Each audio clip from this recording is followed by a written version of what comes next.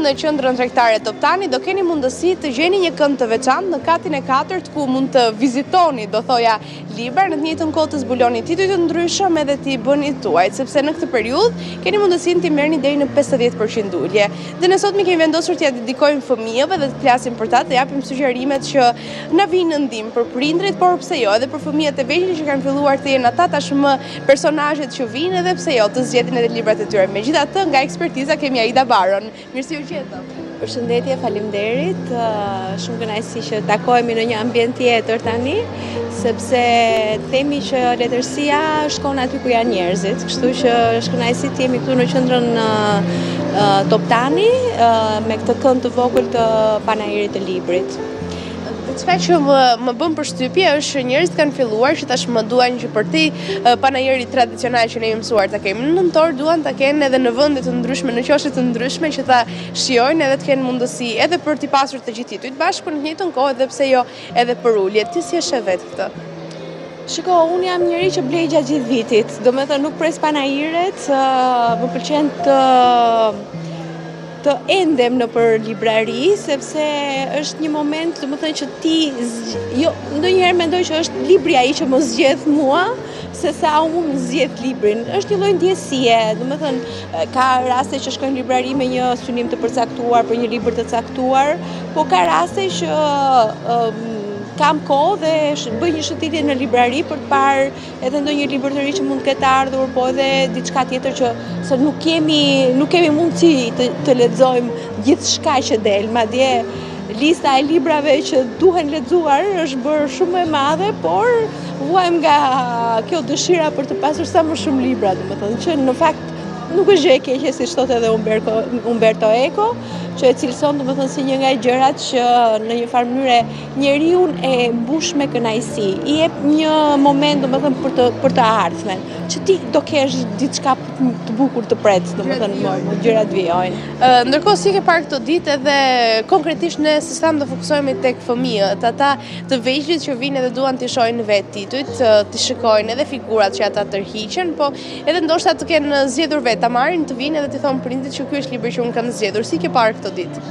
Me thënë të drejtën nuk është se kam qenë gjatë gjithë kohës këtu, kam parë domethënë sidomos Pandën e Madhe dhe Dragojën e Vogël, e shoh vazhdimisht në rrjetet sociale që njerëzit e marrin edhe e kanë pëlqyer shumë, kështu që jam shumë e gëzuar sepse është një nga përkthimet, është përkthimi më i fundit në fakt. Por jo i fundit, siç do thoshte edhe profesor Tupja, por më i fundit dhe më ka kënaqur jashtëmase si libër, sepse është një libër meditativ, është një libër që të fton në reflektim, është jo vetëm për të vegjëlit. Unë mendoj që është madje mbi gjitha është për të rriturit. Sepse janë ca libra, siç është Princi i Vogël për shembull, që ne kemi lexuar kur kemi qenë të vegjël, por kemi kapur gjëra shumë të vogla dhe ato që mund të perceptojë mendja e një fëmie. Ndërkohë që me rritjen arrin ta kuptosh edhe më thellë, edhe më mirë dhe merr të gjithë mesazhin e një libri.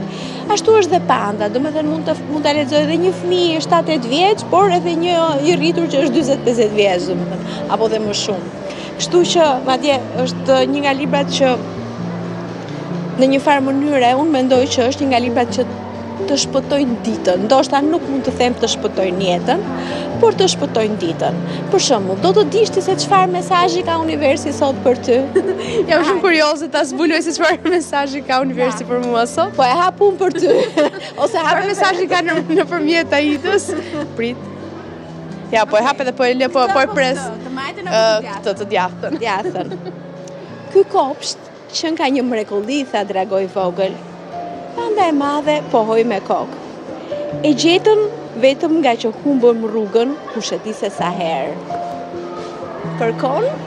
Është domethënë në jetën tonë ne mund të humbasim rrugën shumë herë, por ndërkohë zbulojmë të tjera bukuri, që ndoshta nuk do t'i kishim parë në qoftë se nuk do ta kishim humbur. Bukur ashtu. Gjejmë shtigjet më të bukura, shpresoj të dihet po duket vetja si fallxore tani. Por që padyshim ajo çfarë të bën gjithmonë një libër është edhe të imagjinosh ndër të tjera, kështu që nëse ajo çfarë na bën është kjo padyshim që na ndihmon. Shiko, mua më ka ndihmuar jashtë mase ose më ka qetësuar. Gjatë kohës që e përktheja, nuk ka qenë përkthim i thjeshtë, me thënë të drejtën, sepse duket sikur ti e ke tekstin shumë të shkurtër aty dhe mbaron punë, por anglishtja ka një kleçk shumë të madhe që me pak fjalë mund të përçojë mesazhe shumë të mëdha. Ndërkohë që në shqip, duke qenë se kemi një gjuhë shumë deskriptive, na duhet t'i zgjerojmë pak sa fjalit që të japim kumtin, të japim kuptimin sa më qartë dhe sa më saktë dhe sidomos ndjesin, po nuk dhe ndjesin në një përkthim letrar, atëherë është dështuar. Nuk përkthehet fjala, përkthehet atmosfera, përkthehet ndjesia dhe kjo është e vështirë për t'u arritur në një përkthim cilësor. Kështu që mendoj që ka qenë një përkthim i vështirë, por shumë i ndjerë, sepse e kam ndjerë çdo fjalë dhe çdo dialog të këtyre dy miqve, të Pandës së madhe, të Dragojit të vogël, që bëjnë këtë udhëtim nëpër të 4 stinët e vitit dhe rikthehen prapë në pranverë. Mendoj që është një cikël jete në fund. Çfarë ke ndjerë? Se duket që ti personalisht e ke shijuar shumë edhe përkthimin edhe momentin që ka dalë, ama nga lexuesit të vegjël apo edhe të rritur, siç e the që është për të gjithë. Çfarë të kanë thënë? Cilat kanë qenë ato komentet e tyre për ata që ndoshta që nga lexuesi i parë që e ka pasur në duar? Lexuesit e para kanë qenë vesat e mia. Madje me motor më dërgoi një video ku mbesa e vogël lexonte tekstin, lexonte librin dhe e interpretonte sipas mënyrës së saj dhe jam kënaqur shumë, sepse edhe fëmijët, domethënë, arrin të kuptojnë dhe të perceptojnë, jo vetëm nëpërmjet fabulës së kafshëve, që janë si personazhe që në fakt në fund të fundit na personifikojnë edhe neve, por perceptojnë butësinë e këtyre kafshëve. Domethënë ata janë aq të ëmbël, aq dashamirës ndaj njëri tjetrit, në bisedat që bëjnë, domethënë sa ta përçojnë atë ndjesinë e dashurisë dhe të dhëmshurisë. Gjë që neve na mungon në këtë kohë, domethënë të merrim më i madh që ne po jetojmë janë luftrat, sherret, janë zëmrimet, njerëz të zymt nga do dhe kemi nevojë për këtë lloj qetësie dhe këtë lloj paqe që sjell ky libër. Ndërkohë në vim çfarë ndjekim se kemi këtë këndin e fëmijëve dhe duam të zbulojmë më shumë se prindrit besoj janë sy e vesh, por më shumë ndoshta fëmijët. Unë tash jam e dashuruar mbas letërsisë për fëmijë, e kam dashur gjithmonë, po tani kam filluar edhe të përkthej. Kështu që këta tre libra, Fleçeri dhe koncerti i verës, Fleçeri dhe lulet e pranverës, Fleçeri dhe flokët e borës. Ç'bëhet me vjeshtën? E kemi në proces. Janë personazhi kryesor është një dhelpërush. Si gjithmonë unë vazhdoj domethënë me këtë alegorinë e kafshëve, sepse janë përrallat ato që i rrisin fëmijët, po dhe të rriturit mësojnë. Kështu që mendoj që Fleçeri është ky dhelpërush i vogël që na bën aventura të ndryshme, në stin të ndryshme të vitit, duke na dhënë një mesazh. Në Fleçeri dhe flokët e borës na jep mesazhin jo vetëm të Krishtlindjes, por mbi të gjitha mesazhin e miqësisë dhe të ndihmës së tjetrit. Fleçeri përpiqet domethënë që të gjejë shtëpinë, ose më saktë shqetësohet që babagjyshi ndoshta nuk do ta gjejë shtëpinë e lepurushëve kur të vijë që të sjellin dhuratat, ndaj ai merr disa deg pemësh dhe bashkë me miqtë e tjerë të pyllit ndërtojnë një shteg, ngren një shteg të vogël deri te shtëpia. Mirëpo bie bora dhe e humbasin gjurmët. Dhe Fleçeri mendon si do ja bëj, domethënë tani babagjyshi, dhe thotë do rrim zgjuar, të gjithë miqtë e pyllit do rrinë zgjuar, por ndërkohë i zgjumi. Po se çfarë ndodh, pastaj duhet ta lexojmë vetë. Zbulojnë vetë. Ndërkohë prezantuam vetëm këtë periudhën e artë për fëmijët që ndërrojnë edhe kanë mundësinë të mendojnë për babagjyshin, ndërkohë dy të tjerët çfarë tentojmë të mësojmë nga to. Fleçeri dhe lulet e pranverës është një tjetër libër që unë e dua shumë, sepse gjithë Fleçerin, me thënë drejtën, kam përshtypjen që këto vitet e fundit kam nevojë dhe unë domethënë që të ndjej butësinë njerëzore. Dhe këtë e gjej nëpër libra dhe dua shumë domethënë që njerëzit të kenë këtë lloj butësie me njëri tjetrin. Kështu që Fletcheri tek lulet e pranverës mendon që shikon mendon që ka ardhur pranvera, por diku kur zbret në atë pemishten, sheh që lëndina është e mbushur me është e bardhë dhe trëmbet. Dhe thot ka filluar bora prap nga e para. Ne duhet të njoftojmë zogjt që të mos kthehen në folet e tyre sepse është ende ftohtë. Të njoftojmë ketrat që të mos dalin nga zgavrat e tyre se është ende ftohtë. Dhe niset që të njoftoj të gjithë shokët me radhë, domethënë që se ka ardhur dimri dhe mos u ktheheni më. Dhe ndërkohë miqt kanë dalë sepse natyra ka çelur, ata kanë ritmin e tyre të natyrës që dalin do shëtisin dhe kur shkojnë zbulojnë, çfarë zbulojnë? Një pemë. Nuk e tregojmë. Kemi edhe, duke qenë se vera afron, se ne sa futemi në pranverë mendojmë direkt për verën, tek vera çfarë mësojmë? Fletcheri dhe koncerti i verës na tregon për një histori tjetër të Fletcherit dhe shokëve të tij. Është një lepurush që nuk di të bëj asgjë, mendon. Që nuk di, domethënë nuk di as të këndoj, zogjt cicerojnë, thot ai, bretgosat kuakin. Pra secili nga kafshët di të bëj diçka, që thuash ka një talent, ndërkohë që unë nuk kam asgjë. Kështu që Fletcheri organizon të gjithë shokët për të bërë një koncert dhe lepurushen i jep një rol të caktuar që duhet ta zbulojmë vetë duke e lexuar. Super kurioze, unë së pari duke dëgjuar, po prisja me padurim që të thoje se cili është talenti që zbulon ndoshta. Se me që më përmendë dhe paralizove dhe ke nevojë për atë çfarë të jep përkthimi i përrallave dhe historive që fëmijët i frymëzojnë. Çfarë ndryshimi ka tek ti kur përkthen libra më të fuqishëm në sensin e asaj çfarë përfaqësojnë, një libra të vështirë për masën, ndërkohë kur i ke për fëmijët që janë gjithashtu të vështirë sepse duhet të përcojnë shumë çka. Shiko, librat për fëmijë janë dhe më të vështirë. E para sepse duhet të zgjedhësh regjistrin e duhur për moshën e duhur. Pra nëse ti nuk e njeh botën e fëmijëve, nuk mund të përkthesh me fjalë të mëdha. Kjo është e para.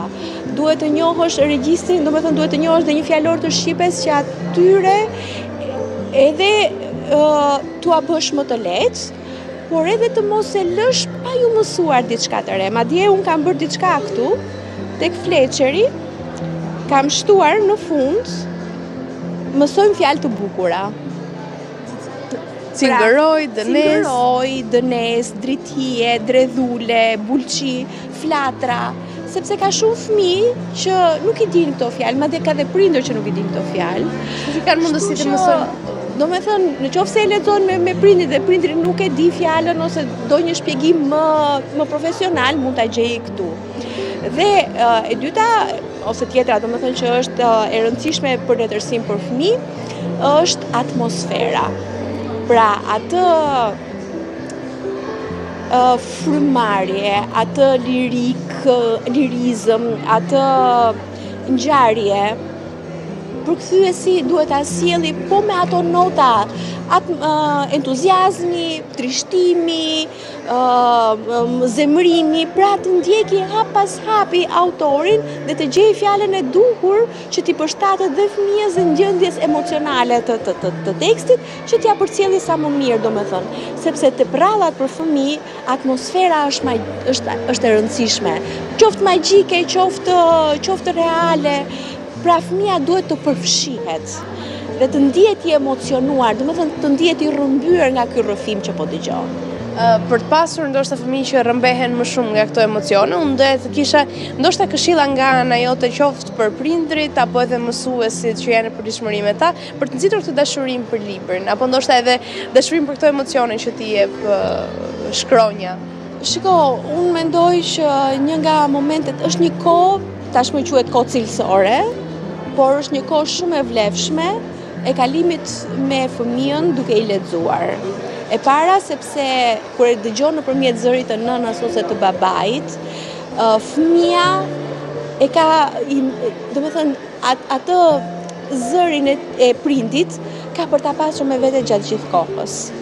Edhe në moshën e adoleshencës kur është e sigurt që s'ka për të qenë më aq i dhënë pas librave, Sa po të kaloj kjo periudha e adoleshencës, jam e sigur që shumë veta i rikthehen sërish leximit.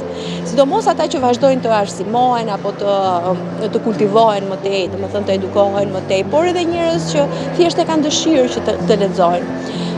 Dhe mendoj që së pari të kenë kënaqësinë e të ndarit kohës së bashku. Pra jo thjesht për detyrim, që unë kam detyrim sot ta lexoj 5 faqe fëmijës. E ndjen fëmia që ti po e bën nga zori. Ajo duhet jetë një moment kënaqësie për të dyja palët.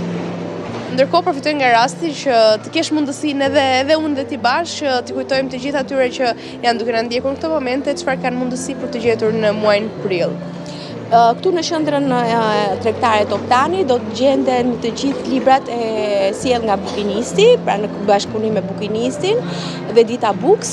Do të gjeni të gjithë librat me një pjesë e librave, domethënë me 50% zbritje, por dhe librat e tjerë do të kenë nga 50 deri në 20% dhe do të kenë autor të ftuar në stand, do të kemi përkthyes të ftuar në stand, kështu që shpresojmë që të vinë, të marrin librat, të bisedojnë me autorët edhe të kalojnë një kohë sa më të bukur. Faleminderit shumë edhe shpresojmë që këto hapësirat e librit të gjejmë gjithmonë të mbushura plot. Shpresojmë edhe ne atë shpresojmë. Faleminderit. Ndërkohë edhe unë përfitoj shumë nga rasti që t'ju kujtoj të gjithëve që kanë mundësi në katin e 4 tek Toptani të vinë dhe të zbulojnë titujt e tyre të preferuar që mund t'i kenë në mendje apo të rrëmbehen nga titujt e tjerë dhe t'i bëjnë të tyre. Ditë të mbarë.